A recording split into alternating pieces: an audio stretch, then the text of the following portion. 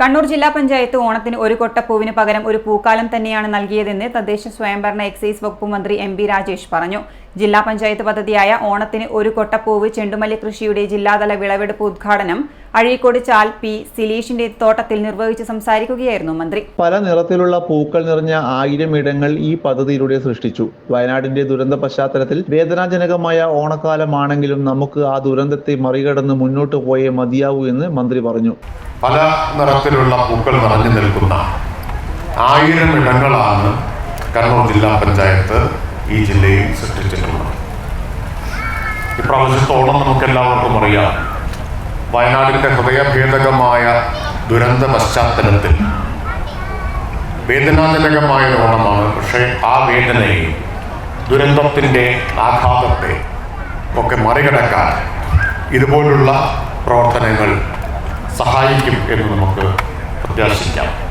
നമുക്കതിനെയൊക്കെ മറികടന്ന് മുന്നോട്ട് പോയേ മതിയാവും. വളരെ ഭാവനാപൂർണമായ, നവീനമായ, വ്യത്യസ്തമായ ഒരു പരിപാടി കണ്ണൂർ ജില്ലാ പഞ്ചായത്ത് ആവിഷ്കരിച്ചിരിക്കുകയാണ്. ഓണത്തിന് ഒരു മുട്ട പൂവ്, അല്ലേ? ഒരു മുട്ട പൂവ് എന്നാണ് മുദ്രാവാക്യം. നമ്മൾ സാധാരണ കേട്ടിട്ടില്ലേ, ഒരു പൂ ചോദിച്ച ഒരു പൂക്കാലം തന്നെ തന്നു എന്ന്. ഇവിടെ ഒരു കൊട്ട പൂന്ന് പറഞ്ഞു, ഇപ്പോൾ ഒരു പൂക്കാലം തന്നെ ഇവിടെ ജില്ലാ പഞ്ചായത്ത് സൃഷ്ടിച്ചിരിക്കുക.